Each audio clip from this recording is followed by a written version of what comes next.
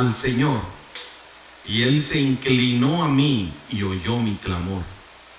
Me hizo subir del pozo de la desesperación, del lodo cenagoso. Puso mis pies sobre una roca y afirmó mis pasos. Puso en mi boca un cántico nuevo, una alabanza a nuestro Dios. Muchos verán esto y temerán y confiarán en el Señor. Vamos a orar. Padre, te damos gracias porque nos permites en esta mañana, ya un poquito tarde, poder estar en tu casa de oración. Gracias por la bendición de conocerte, y si hay aquí amigos, invitados, que aún no han tomado esta decisión de recibirte en el corazón arrepentidos, que hoy sea un día de salvación, que hoy sea un día de reconciliación. Quédate con nosotros en la exposición de esta palabra, en este alimento espiritual, y que tú vengas bendiciendo nuestras vidas, nuestras familias, nuestros negocios, nuestros hijos. Gracias, Señor, por todo, en el nombre de Cristo Jesús. Amén. Amén, amén. Hoy vamos a estar hablando de un tema que le he titulado Volver a vivir. Volver a vivir. Hasta parece nombre de telenovela, ¿no? ¿No hay una que se llama así? Volver a vivir. Muchos de nosotros en nuestra vida cristiana, ya que conocemos a Dios, pues hemos experimentado, yo creo que la gran mayoría, momentos tristes, momentos de aflicción, momentos donde nos sentimos vacíos, ya siendo cristianos. Estoy hablando de ya siendo cristianos. Oramos, sentimos que Dios no nos escucha, nos sentimos secos, vacíos, sentimos deprimidos, sin ganas de orar, sin ganas de congregarnos, de cantar alabanzas y demás. También recordando cuando no conocíamos de Dios y cómo nosotros enfrentábamos ciertas crisis en la vida, cómo enfrentábamos nosotros las aflicciones. Déjame decirte que el ser humano está expuesto al sufrimiento. Si tú no sufres, no eres ser humano. El ser humano ha sido diseñado para poder sufrir, porque a través del sufrimiento hay propósito. Pero el sufrimiento lo podemos enfrentar desde dos perspectivas. Una, el ser humano, o sea, el sufrimiento llega a hombres y mujeres por igual. El sufrimiento llega a ricos y pobres por igual. El sufrimiento lo experimentan personas que creen, que tienen fe, y a personas que no tienen fe. Es decir, el sufrimiento es parte de la vida de un ser humano. Y entonces, pensando en esta circunstancia, ¿cómo lo enfrentamos? O lo enfrentamos, solamente hay dos maneras de enfrentar el sufrimiento, porque el hombre es débil. Bien lo dice el profeta Isaías, el hombre es débil, es como la flor que hoy nace y la ves bonita, pero el sol le da con todo 2, 3 días, y ¿cómo está después? Seca, viene el aire y se la lleva. Así es de frágil, dice, la vida del hombre. Así de frágil y débil. Hoy estamos y mañana ya no. Pero ¿cómo podemos nosotros enfrentar esas crisis? Solamente hay dos maneras. Una es poner nuestra confianza en un ser sobrenatural, creador del universo, que no lo podemos ver, no te lo puedo comprobar, no te puedo decir, míralo, aquí está, cree en él. No podemos hacer eso. Es un asunto de fe, de creerlo en tu corazón, en tu mente.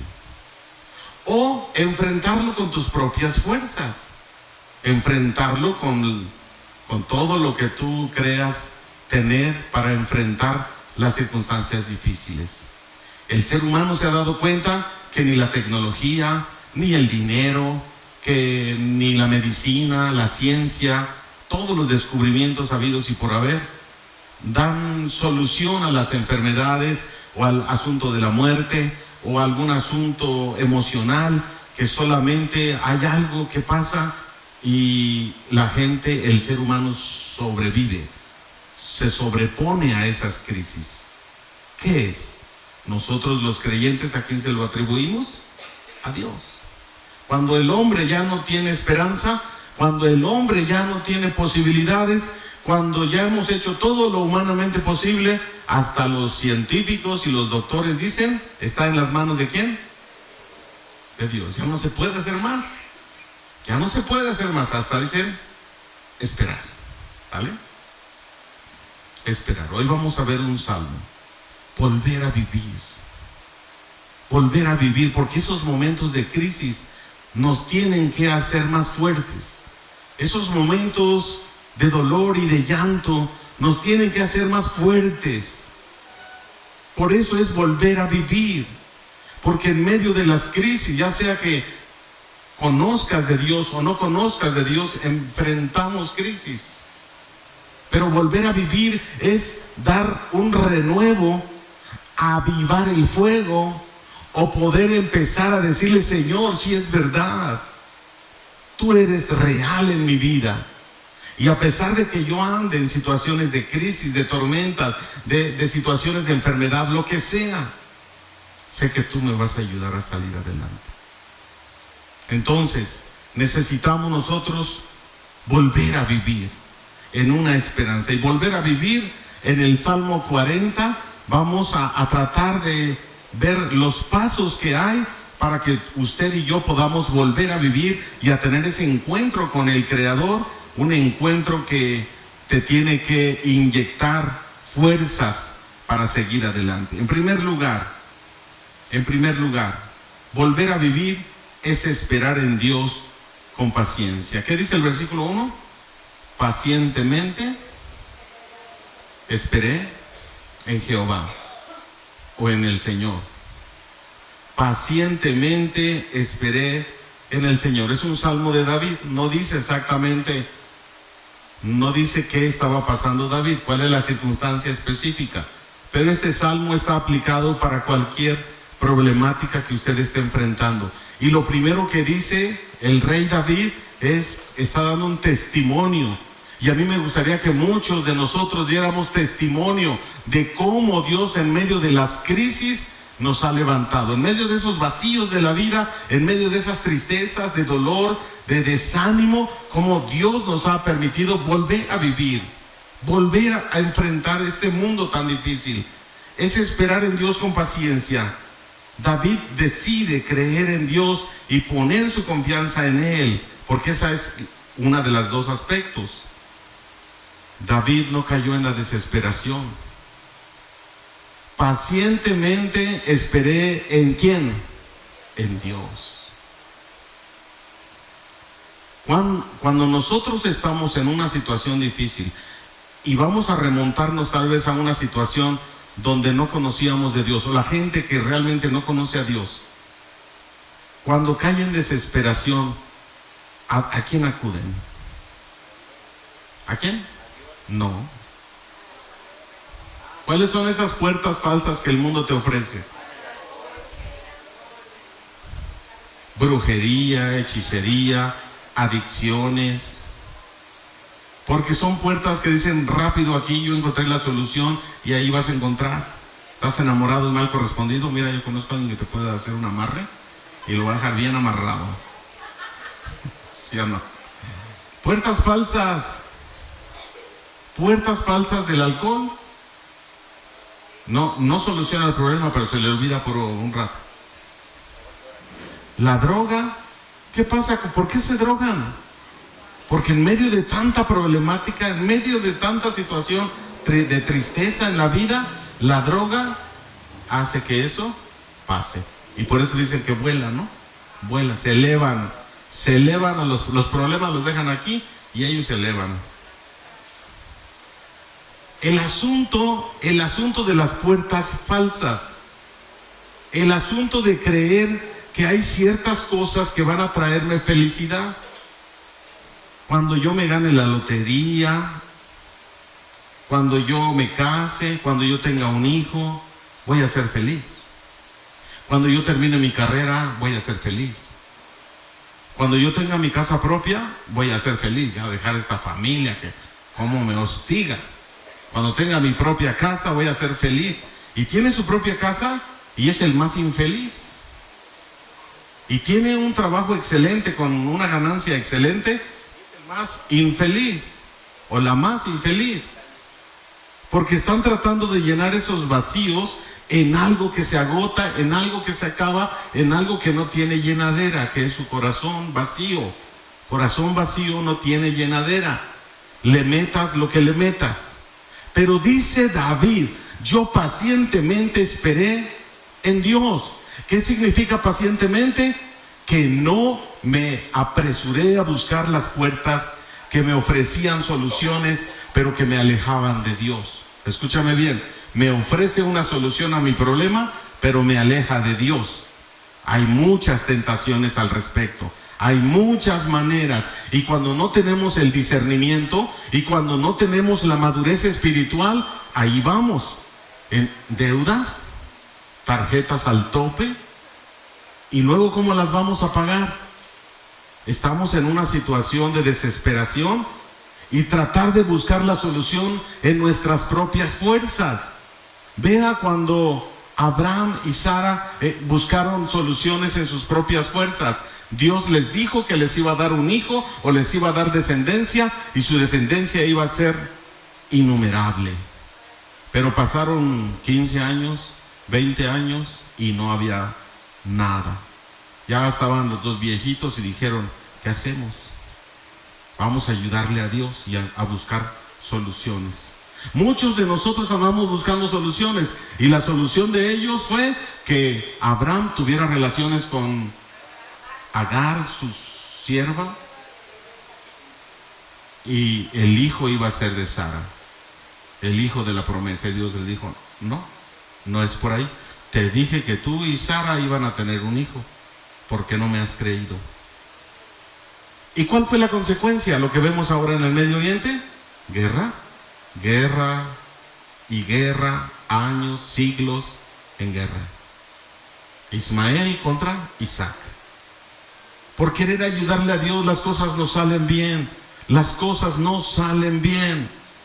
Y luego estamos batallando con las consecuencias, sufriendo. ¿Por qué? Porque no pudimos tener la paciencia de esperar en Dios, el discernimiento de la ayuda que proviene de Dios. Porque no pudimos nosotros decir, Señor, dime de qué manera tú vas a darme solución a esta crisis que estoy enfrentando. Cualquiera que sea tu crisis, ¿tienes crisis económica? ¿Tienes un problema matrimonial? ¿Tienes una enfermedad grave? ¿Hay algo que en tu vida emocionalmente no puedes perdonar? ¿Eres una persona muy egoísta, muy soberbia, muy enojona? ¿Maltratas a medio mundo y no sabes cómo controlarlo? Espera en Dios, busca a Dios. ¿Qué significa esperar en Dios? Pues buscar a Dios. Hacer lo que, investigar qué es lo que Dios quiere para mi vida. Hacer, una vez que lo investigué, pues lo hago. Obedezco y me someto a lo que Él me está diciendo. Pero no. Dios me dice que te congregues, pero me salió un trabajito, tengo que atender esto. Me salió un trabajo en casa. No, Dios te dijo haz esto, pero tú dices otra cosa. Espera en Dios. Ejerce la fe. Confía en Él. ¿Qué dice el Salmo 37, 4 y 5 de memoria? Deleítate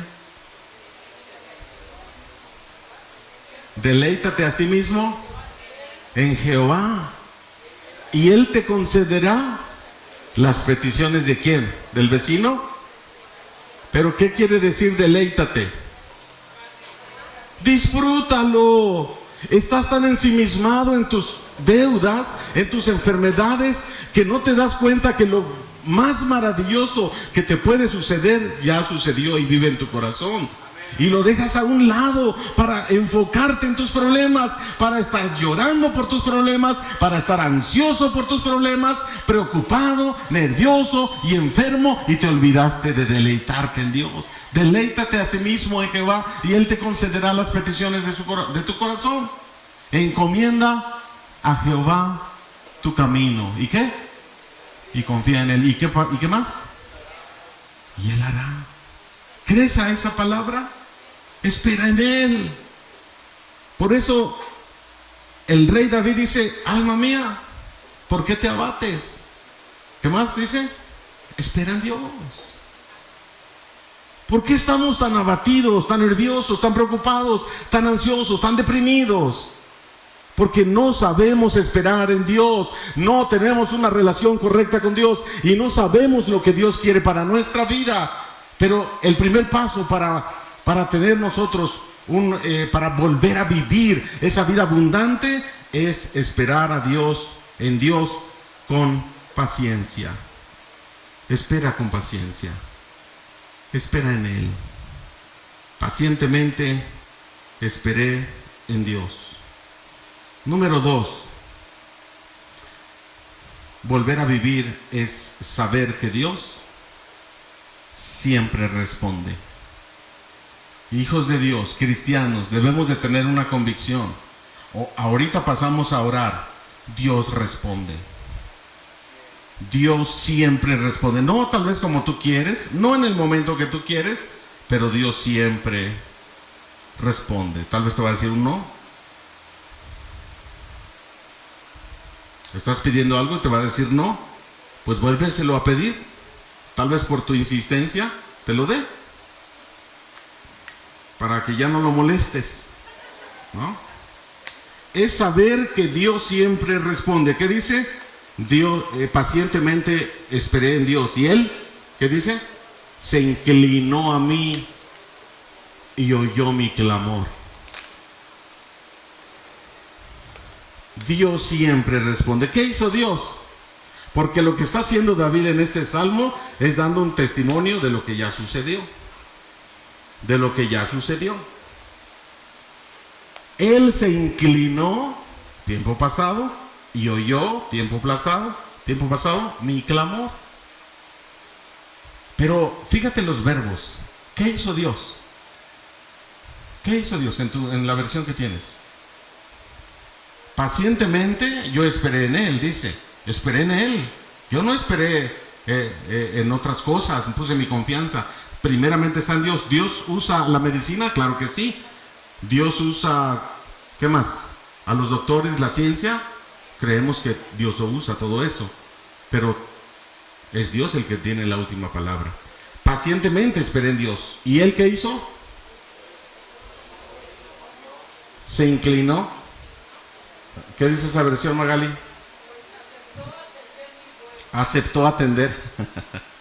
Aceptó atender mi ruego. Me dio audiencia. Me dijo, a ver, pásale. Me dijo, o sea, usted está pidiendo, como aquel ciego Bartimeo, Jesús, hijo de David, ten misericordia de mí. Y ahí gritando atrás en medio de la multitud. Jesús ya lo había escuchado, pero lo dejó un ratito gritar, a ver si se le acababa la garganta, la voz. Pero no se le acabó. Así es de que los discípulos desesperados le dijeron, ya cállate, no te van a hacer caso. Ya cállate, por favor. No molestes al maestro. ¿Sí o no? Cuando nosotros clamamos, pacientemente esperamos en Él, es una paciencia que acciona en la oración, que acciona en la voluntad de Dios. No es una paciencia, sí, aquí estoy, esperando Dios. No, es pacientemente esperé en Dios. Significa, me sometí a lo que Dios me está diciendo y esperé en Él. No vi el resultado rápido, no vi el resultado a como yo quería, pero yo esperé en Él. Es el momento de Dios, es lo que Dios quiere hacer en mi vida, yo esperé en Él. Y el ciego Bartimeo gritaba, así como tú y yo podemos clamar en medio de nuestra angustia, de nuestro llanto, de nuestro dolor, podemos clamar continuamente a nuestro Dios. Pero aquí lo importante es lo que dice el Salmo. ¿Dios qué hizo? Se inclinó. Me aceptó escucharme. ¿Quién te aceptó escuchar? ¿Y quién es Dios? A ver, descríbeme a Dios. Ni siquiera puedes describirlo. Ni siquiera te imaginas cómo es Dios. Por eso cuando le preguntaron su nombre, él dijo: yo soy el que soy. ¿Qué me estás preguntando? Yo soy el que soy. Y luego dice por ahí la palabra que ni los cielos de los cielos pueden contenerlo. ¿Cómo en un templo puede estar Él? ¿Cómo en tu corazón puede estar el Creador? Se inclinó, porque hacemos, ¿cómo le llamamos cuando dice se inclinó? Antropomorfismo. ¿Se acuerdan que ya vimos eso? Darle a Dios formas de hombre. Antropomorfismo, formas de hombre. Es decir, Dios tiene boca, Dios tiene manos, Dios se inclina, ¿sí o no? Pero Dios es espíritu. ¿Quién me puede describir cómo es un espíritu? Ni siquiera podemos descubrir. Y este Dios majestuoso que creó el universo, los millones de las galaxias, todos los planetas, el planeta Tierra es una miniatura y para nosotros es inmenso, ¿verdad? El espacio exterior y el mundo que no podemos ver, micro o nano, la nanotecnología, la microbiología, el mar, las profundidades. No se ha avanzado ni conocido las profundidades del mar en su totalidad. ¿Quién creó todo eso? Y ese Dios que creó todo, ¿qué fue lo que le hizo a David? Se inclinó y le dijo: a ver, David, bueno, ese David eres tú y yo. Espera pacientemente en él, dice, y él se inclinó y escuchó mi clamor. Dios es un Dios personal. Para poder volver a vivir en una vida en plenitud, en una vida llena, en una familia, matrimonio, economía estables en nuestra vida y volver a vivir en Dios, se requiere poder entender esta parte de fe. ¿Quién es Dios? Se inclina, un Dios personal, y escucha mi clamor. Si al mismo tiempo 1 millón de personas están orando, Dios dice: a ver, permíteme. No, permíteme tú. A ver tú. ¿Qué me dijiste tú? No, tú. ¿Así está Dios? ¿Cómo es la inteligencia y la sabiduría de Dios? Infinita. ¿Puedes comprender eso? Las mujeres más o menos pueden comprender, los hombres no. Los hombres o una cosa u otra. Las mujeres pueden estar atendiendo 3 cosas a la vez. Más o menos pueden entender, ¿no? Ahora eso al infinito. Los hombres dicen: no, a ver, permíteme. Espérate que me están hablando acá, ¿no? Imagínate ese Dios que dice: ¿qué me estás diciendo, Daniel?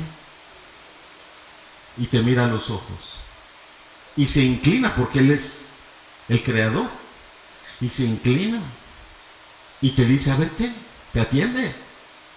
Pacientemente esperé en Dios y Él se inclinó a mí y oyó mi clamor. Hermanos, amigos que hoy nos acompañan, Dios siempre responde. Siempre. Y cuando se dice siempre, es siempre. Nunca vaya a estar diciendo usted: Dios no me oye, Dios no me hace caso, ya no voy a creer en Él. ¿Así es Dios? Siempre responde. No es como tú quieres, no es al momento que tú quieres, pero siempre responde. Para volver a vivir debemos entender estos pasos. Espero en Él, pero voy a esperar con paciencia, porque siempre responde. Es que ya pasaron 10 años, 15 años, no me ha respondido. Él te va a responder. Número 3, volver a vivir es experimentar su poder. Versículo 2. Versículo 2. ¿Qué dice? Me hizo sacar del pozo me hizo subir del pozo de la desesperación y del lodo cenagoso. Ahora, ¿cuál es el pozo de la desesperación? Del lodo cenagoso. ¿Cuál es? Tus aflicciones, cualquiera que sean, enfermedades, economía, familia, vicios. Ese es el pozo cenagoso. Y cuando ya estaba en el pozo, ¿qué significa estar en el pozo? ¿Tocando qué? ¿Cómo se dice en doble A? Tocando fondo. Pero no es un fondo normal, es un fondo cenagoso. Que si te mueves, ¿qué pasa en un pantano? Te hundes. Que si quieres salir en tus propias fuerzas, te hundes, necesitas ayuda. ¿Me explico? Y vamos entendiendo hacia dónde nos lleva Dios. Tú no puedes. Se necesita experimentar el poder de Dios para que tú puedas salir de ese vacío, de esa tristeza, de esa crisis, de esa situación que vives continuamente como seres humanos. Necesitamos experimentar el poder de Dios. Me hizo sacar del pozo, ¿de dónde? De la desesperación, del lodo cenagoso. Ahora escúchame lo que dice este salmo. Y se inclinó a mí y luego me hizo sacar del pozo de la desesperación, del lodo cenagoso. Obviamente es un lenguaje poético. Es un lenguaje. ¿Usted cree que sí estaba en un pantano? Sí, literalmente. Pero tiene mucho sentido lo que la poesía de David está diciendo. El salmo, el cántico, la salmodia, ¿no? Estos se cantaban, el pueblo judío los sigue cantando, yo creo, en la actualidad, pero en las reuniones las cantaban los salmos. Y luego cuando dice, me hizo sacar, es el poder de Dios, el único que me puede sacar del pozo, de los vicios, del problema familiar, de la crisis económica, de una situación de enfermedad. No importa cuál sea el problema, el único que puede ayudarme es Dios en su poder. Por eso yo espero en Dios. Por eso Él se inclina y oye mi clamor. Y cuando me ve ahí todo abandonado y sucio, ¿cómo está una persona en un pantano, en el lodo cenagoso? Sucia. Dice, me hizo sacar del pozo de la desesperación.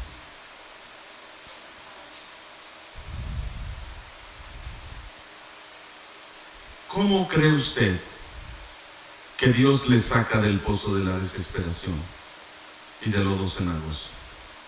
Dice, a ver, sí, allá estás. Pues inténtale salir, ¿no? Te manda una cuerda mágica, así como que no me vayas a manchar, ¿no? Él se inclinó a mí, oyó mi clamor, me hizo sacar, o me sacó del pozo de la desesperación y del lodo cenagoso. ¿Qué significa? A ver, pensemos juntos un momento. Se agachó, dame tu mano, como a Pedro cuando se hundía, dame tu mano, pero al darle la mano, ¿qué pasó? Dios se contaminó, el Dios Santo se contaminó, ¿no? ¿O sí? ¿Sí o no? ¿El Dios Santo se contaminó al darte la mano? Por eso no eres salvo. Porque no has entendido el sacrificio de Cristo en la cruz. Todos nuestros pecados fueron puestos ¿en quién? ¿Se contaminó por nuestra culpa? ¿Se llenó de lodo? ¿Se apestó por nosotros nuestra apestosidad? Sí. Ese es nuestro Dios. Ese es el Dios que nos rescató y que no le importó ensuciarse. El Dios santo, el Dios perfecto, el Dios creador, que no tiene necesidad ni de escucharte, ni de inclinarse, ni de darte la mano, lo hizo por amor. Ese es nuestro Dios, en el cual creemos, por lo cual hoy estamos reunidos y en el cual hemos puesto nuestra esperanza. Por eso es volver a vivir. Volver a vivir tiene que ser una vida de gratitud, una vida apasionada, una vida con gozo verdadero en tu corazón por lo que Dios ha hecho en nuestra vida.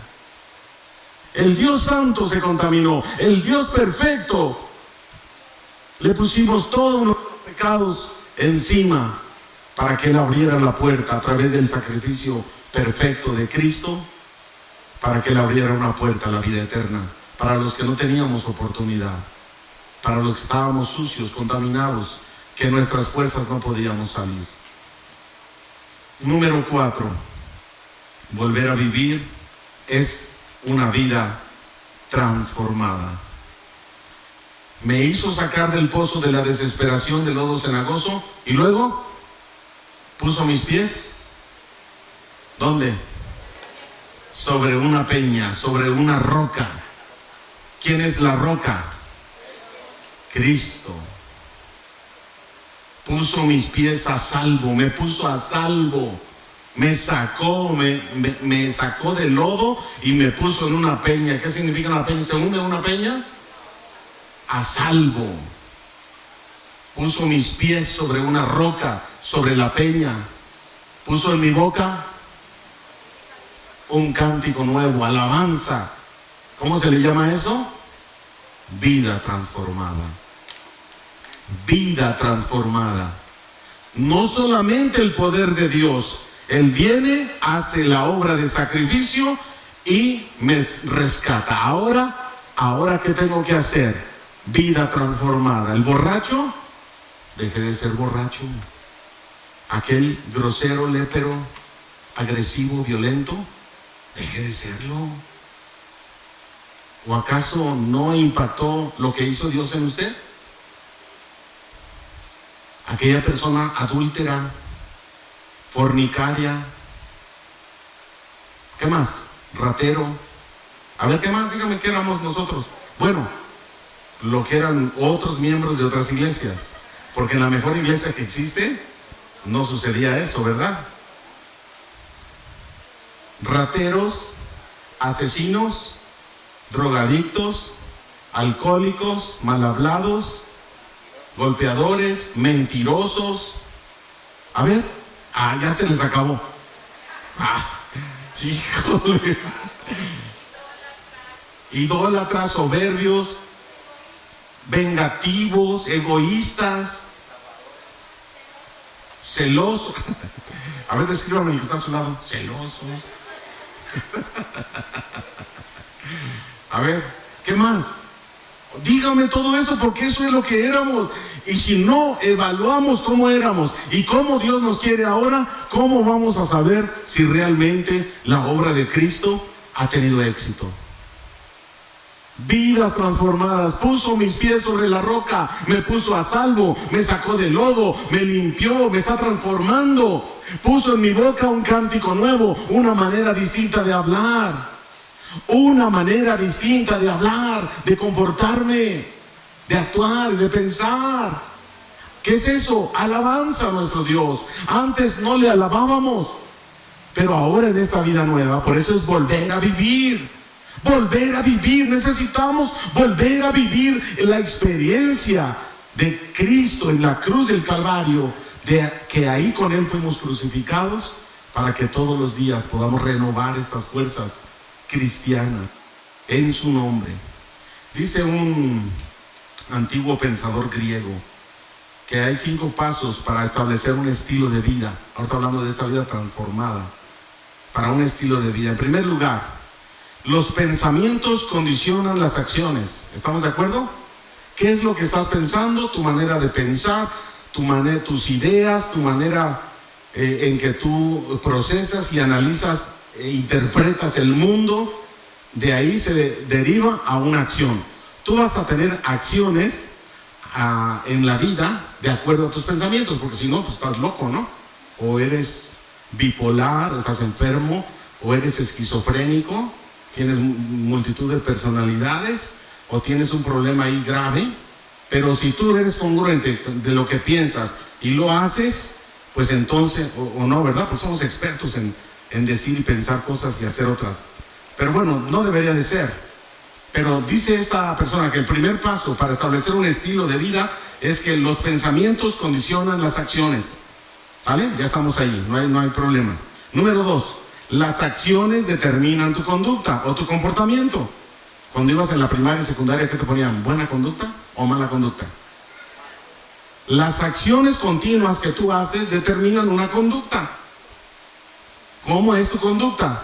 Y a veces la clasificamos buena conducta, mala conducta, o más o menos su conducta. ¿Sí? Pensamientos, acciones, y las acciones llevan a una conducta. Tú te estás caracterizando por ya tener cierta conducta, cierta tendencia a una conducta buena o mala. Las conductas, ya tengo una conducta, generan hábitos. Hábitos buenos o hábitos malos. ¿Cuál es tu conducta diaria? Esa conducta diaria tiene que provocar y generar hábitos. Hábitos en tu vida. De alimentación. Hábitos de qué más? Espirituales. Hábitos de trabajo. Hábitos. Entonces, una vez que ya tienes una conducta, tienes que establecer hábitos, buenos o malos. Y los hábitos estructuran un carácter. Los hábitos en tu vida, bueno, ya tengo un estilo de vida de buenos hábitos o malos hábitos y van a estructurar un carácter. ¿Qué es lo que Dios está transformando? Nuestro carácter. ¿Qué es lo que va a preservarse hasta la eternidad? Nuestro carácter. Parecidos a Cristo. Carácter. Ya tenemos un carácter formado, ya tenemos madurez en ese carácter. Y número 5, el carácter marca un estilo de vida. El carácter marca un estilo de vida. ¿Cuál es tu estilo de vida? ¿Cristiano? ¿En qué se caracteriza un estilo de vida cristiano? ¿Amas a Dios con todo tu corazón? ¿Amas a tu prójimo como a ti mismo? ¿Sí? Ahí se engloba todo, en el amor. Entonces, vidas transformadas. Y en último lugar, volver a vivir es agradecer con nuestra vida. ¿Cómo termina el versículo 3? Dice, me puso sobre la peña, puso en mí un cántico nuevo, alabanza a nuestro Dios. ¿Lo verán muchos y temerán, y confiarán. Lo verán muchos y temerán.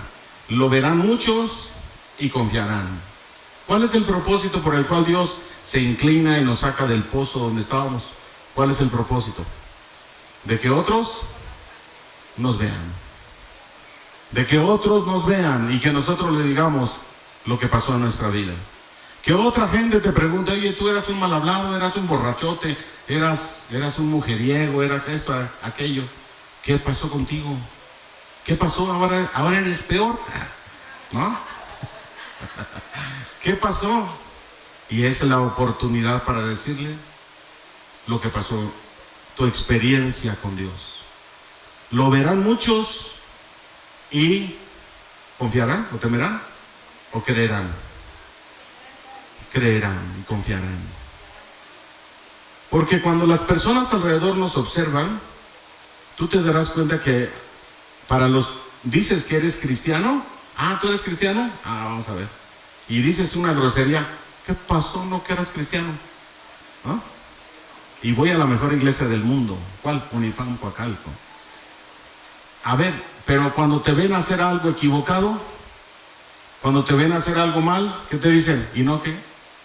Si nosotros mismos, cuando a nuestros hijos, a hermanos de aquí, y eso que ya es bautizado,